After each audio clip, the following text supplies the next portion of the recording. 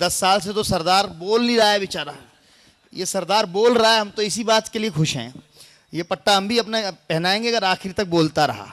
देखो अब कितने दिन तक इसकी बोलती रहती है। दोस्तों कुछ लोग आ रहे हैं, वो अपने आप व्यवस्थित हो जाएंगे। मैं अब अगले कवि को बुला रहा हूँ। अब मैं कवियत्री को बुला रहा हूँ। बीच में जो हैं कुछ लोग बड़े गौर से देख रहे हैं, उनकी नज़रें भी नहीं हटी।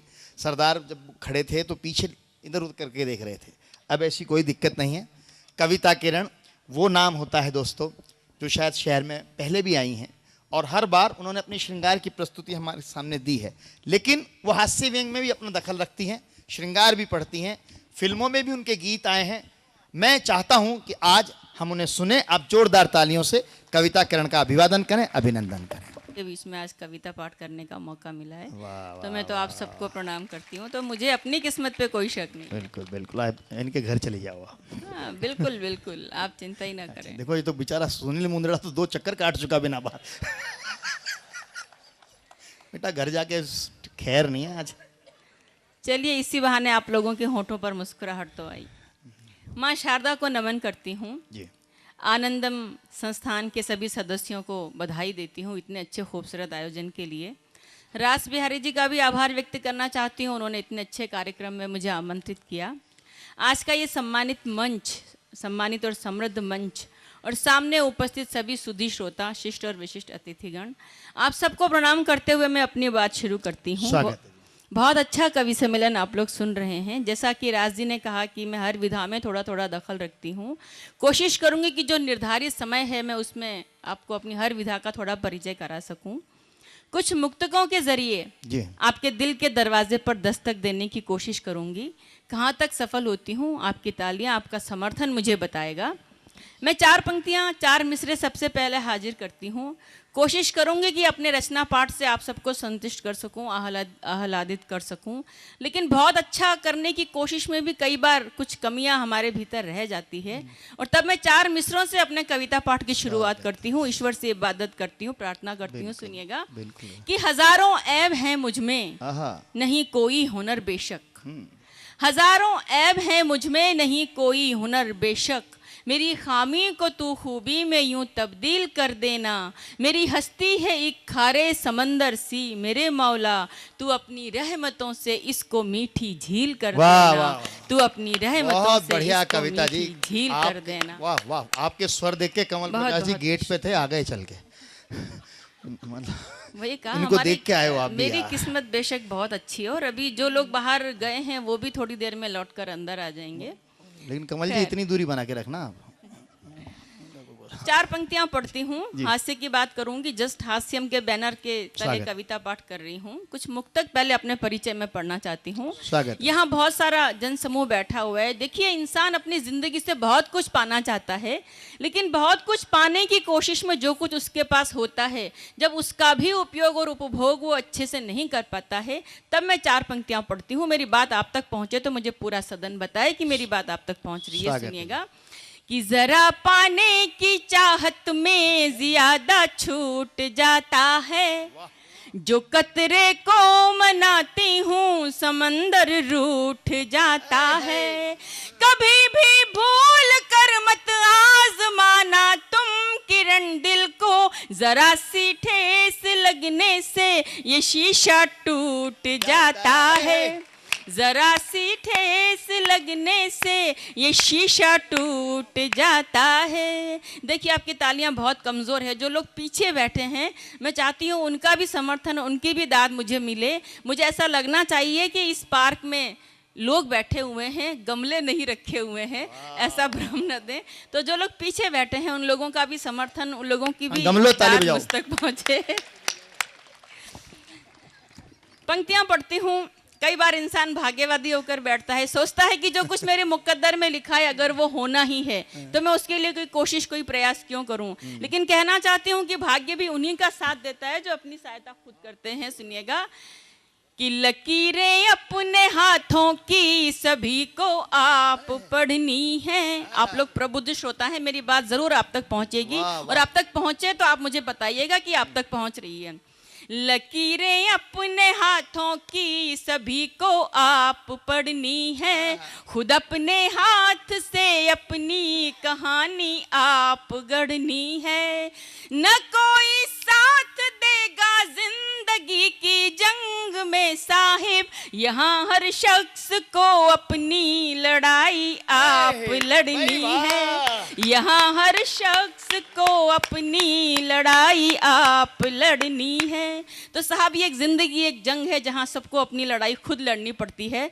यहाँ पर युवा श्रोता भी बैठे हैं, मैं चाहती हूँ आप सब चाहे जिस उम्र के हों अपने आप को युवा ही समझें।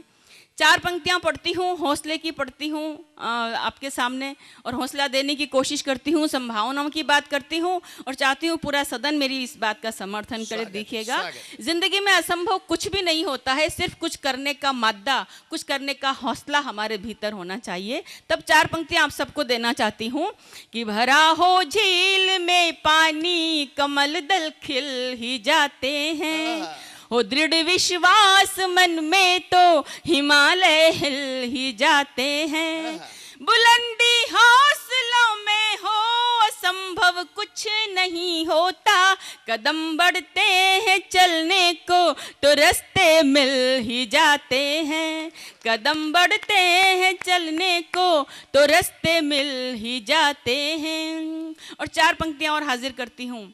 जिंदगी में सुख हो या दुख कायम कुछ भी नहीं रहता है, हर रात की सुबह होती है। तब 4 पंक्तियां पढ़ती हूँ, देखिएगा। स्वागत है।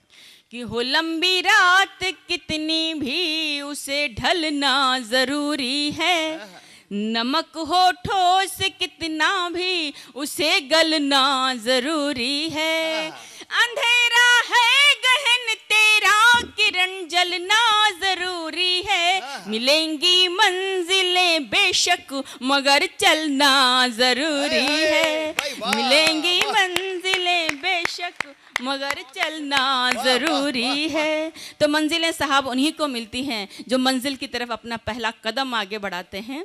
मैं अब रस का थोड़ा परिवर्तन करना चाहती हूँ। यहाँ पर बहनें भी बहुत बड़ी संख्या में बैठी हुई हैं, और चूंकि मैं भी एक महिला हूँ और आप सबका प्रतिनिधित्व इस मंच पर कर रही हूँ, तो चाहती हूँ कि कुछ महिलाओं के कोर्स की बात भी मैं करूँ। करो जी, करो। आप लोग जानते हैं अक्सर महिलाओं को हमेशा कमतर समझा जाता है, उन्हें अंडर एस्टिमेट किया जाता है, और उनके साथ अक्सर हंसी मजाक नोक झोंक उनके पति छेड़छाड़ करते रहते हैं, उन्हें किसी न किसी बहाने छेड़ते रहते हैं। लेकिन 21वीं सदी की महिला जिसे एकता कपूर ने बहुत अच्छे से प्रशिक्षित कर दिया हो, वो किस तरह से जवाब देना जानती है, मैं कुछ छंदों के माध्यम से आपके बीच में रखना चाहती हूँ। बहनें बैठी हैं, महिलाएं बैठी हैं, आप लोगों के विशेष समर्थन की मुझे ज़रूरत है। अब हाथ बांध कर मत बैठिएगा, आपके मन की बात कर रही हूँ, तो आप सबकी विशेष रूप से तालियां मुझे मिलनी चाहिए, आपका विशेष रूप से समर्थन मुझे मिलना चाहिए, क्योंकि मैं आपकी बात यहाँ से मंच से कर रही हूँ।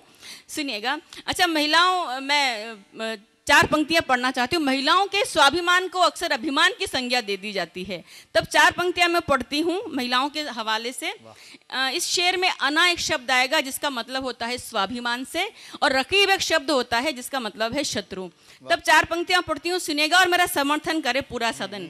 कि मेरी अना को जो मेरा गुरूर कहते हैं, वाह, मेरी अना को जो मेरा गुरूर कहते हैं, गरज पड़े तो वही जी हुजूर कहते हैं। और कोई तो बात है मुझ में कि मेरे बारे में मेरे रकीब भी कुछ तो जरूर कहते हैं, मेरे रकीब भी कुछ तो जरूर कहते हैं। शुक्रिया बहुत बहुत। और आज की औरत के हवाले से 4 पंक्तियां और पढ़ती हूँ।